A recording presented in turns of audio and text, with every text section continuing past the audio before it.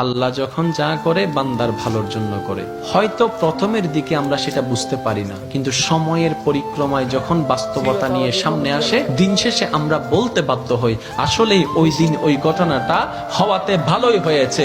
আল্লাহ কখনো বান্দার ক্ষতি চাই না।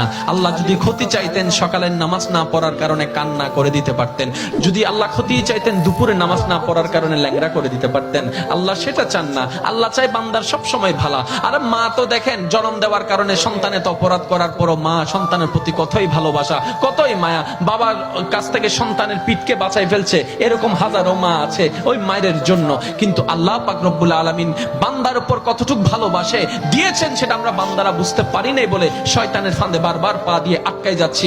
মনে রাখবেন, মনের মধ্যে কথাটা বসাই ফেলবেন, আল্লাহ যখন যা করে বান্দার ভালোর জন্যই করে।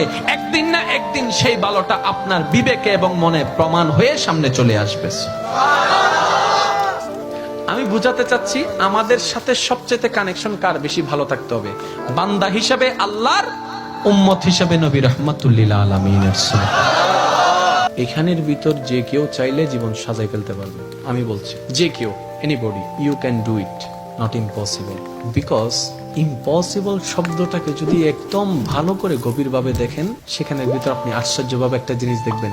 ইম্পসিবল একটু যদি ডিফাইন করেন, ভাগ করেন, দেখবেন I am possible. Impossible, possible কে আলাদা রাখেন, আই এম কে আলাদা রাখেন। I am possible. ইম্পসিবল শব্দটাই আপনাকে জানান দিচ্ছে আমি অসম্ভব নয়, যদি রবের রহমত থাকে আমি তোমার জন্য সম্ভব। বিদেশে যাওয়ার আগে আপনার এলাকায় দেখেন টিকিট চলে আসছে, ভিসা চলে আসছে, টিকিটের টাকা নাই। অনেক ছিল, কেমনে কেমনে টাকার